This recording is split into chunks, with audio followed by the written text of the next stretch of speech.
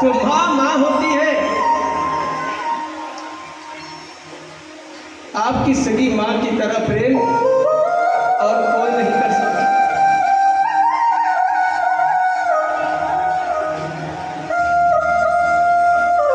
जो प्रेम माँ के वात्सल्य होता है, जो माँ का प्रेम होता है ना, वो कोई और नहीं दे सकता भैया। अरे वो खुशनसीब है जिनके माता पिता हैं। हम तो आज भी अपने माता पिता को तरसते हैं।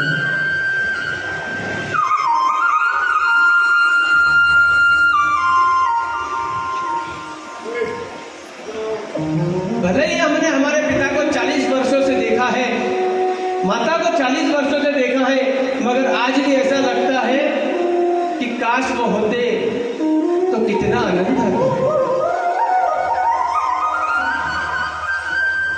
अरे माता पिता की छत्र छाया जिसके घर में है ना, वो घर नहीं है, वो स्वर्ग है, स्वर्ग।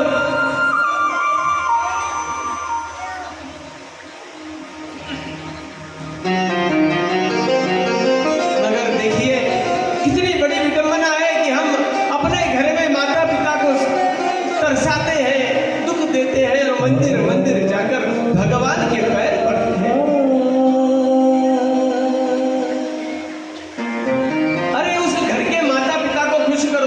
भगवान है, उनके चरणों में सारा चारों धाम बसे हैं। उनको खुश कर दो, तुम्हारी सारी खुशियां वापस लौट आएगी।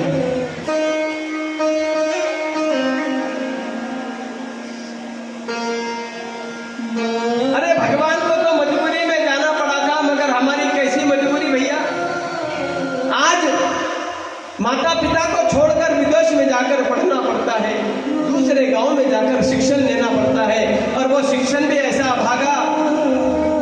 पहले गुरुकुल हुआ करते थे तो गुरुकुल में सिखाते थे कि माता पिता क्या है। आजकल तो ऐसी पढ़ाई हो गई है जो माता पिता को पहले दूर करती है। बेटा थोड़ा सा पढ़ा लिखा हो जाए तो माता पिता को ज्ञान देने लगता है। ऐसा ज्ञान क्या काम का भैया।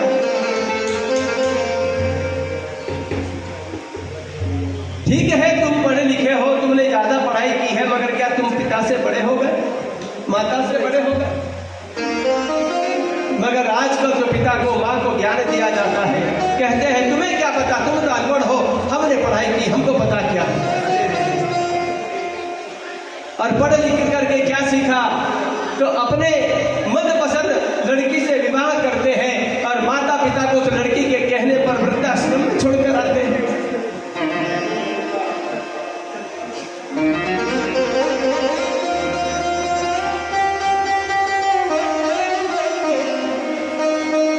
अभी मैंने 2 महीने पहले खबर पड़ी थी पेपर के अंदर कि मुंबई के अंदर एक बुढ़िया अपना अकेली रहती थी, उसका बेटा रहता था विदेश में,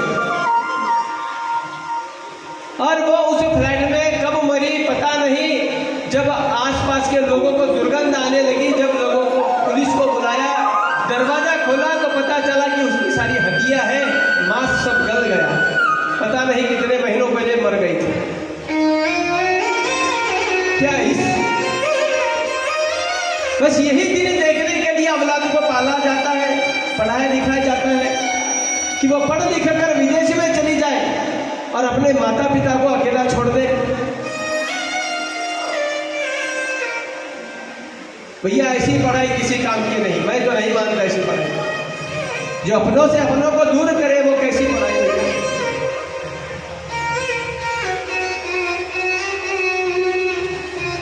अरे अपनों के पास रहो, जितना मिले उसमें खुश रहो। ज्यादा पैसे कोई माँ बाप मांगते हैं क्या हमसे? माँ बाप को तो बस इतना चाहिए, अगर पुत्र सुबह आकर कह दे पिताजी आप कैसे हो, इसी में राजी है, इसी में राजी है। कोई धन नहीं चाहिए आपका, कुछ नहीं चाहिए उनको। एक बार जाकर के कह दो पिताजी आप कैसे हैं, अपने पानी पिया, चाय पी। माँ से कह दो माँ तुम इतना काम करती हो कभी थकती नहीं, तो देखना माँ को किसी गोली की जरूरत नहीं है। माँ ऐसे करो तराट हो जाएगी जैसे उसको एक इतना काम करते, थोड़ा आराम किया करो।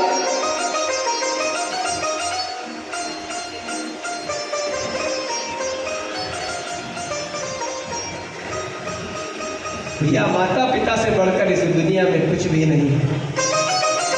जिनके हैं वो उनकी कदर नहीं कर रहे, और जिनके नहीं है वो रो रो कर आंसू बहा रहे हैं। हम तो बड़े भागे थे, हमने हमारी माता पिता की सेवा की, मगर आज भी हम इसलिए रोते हैं कि हमसे बहुत कम सेवा की। अगर और कुछ साल रह जाते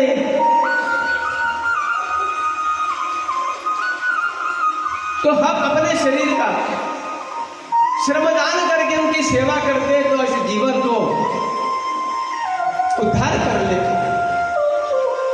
अरे परम पिता परमेश्वर माता पिता में है, कहां मंदिर मंदिर खोजोगे उनको? पत्थर की मूर्तियों को तो खूब खुश किया, और मां को आकर के एक बार भी नहीं पूछा तो क्या भैया क्या जीवन है तुम्हारा?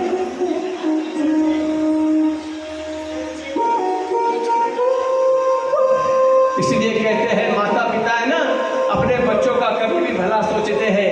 कल भाई साहब ने बताया ना 5 गुरु होते हैं,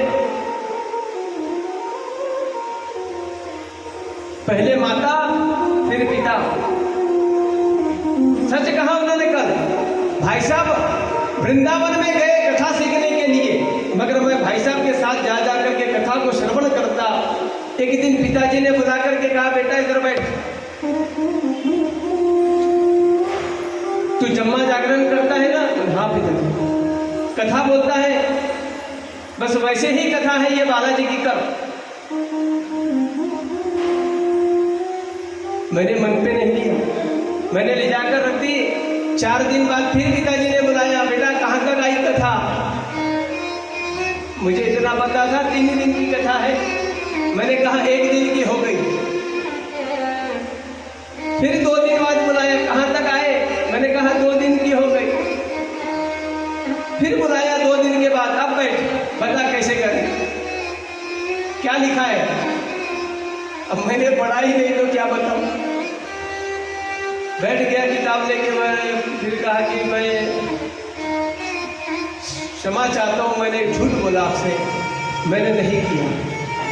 तो कहा कि बेटा ये तेरे भविष्य के लिए बता रहा हूं, तेरे अच्छे के लिए बता रहा हूं।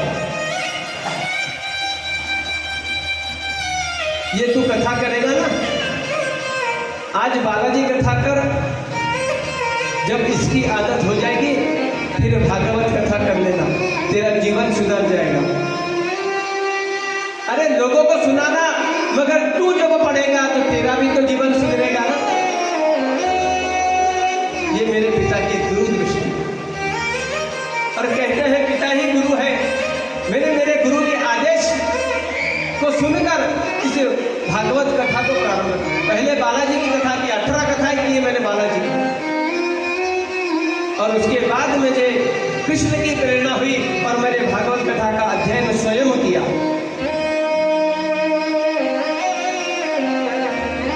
पिता के आशीर्वाद से मैंने सब श्लोक पढ़ना सीखा संस्कृत, और उन श्लोकों को पढ़कर इसको पाठांतर किया। और एक दिन जब मेरे मन में थी कि अभी भागवत कौन कराएगा, तब हमारे श्याम सुंदर जी गौड़ जो महिको कॉलोनी में रहते हैं, उन्होंने कहा तुम्हारी पहली भागवत मैं कराऊं, क्या लोगे? बोला कुछ नहीं, आप भागवत पे चढ़ा देना आपकी सुविधा से। पहली भागवत उन्होंने कराई थी, और आज मेरी 10वीं भागवत चल रही है।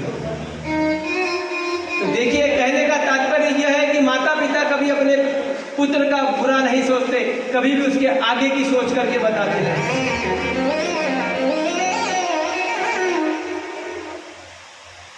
कन्हैया ने माँ के अश्रु पोछे, माँ से कहा, माँ तुम रो नहीं वरना मैं जा नहीं पाऊंगा, माँ तुम रो नहीं।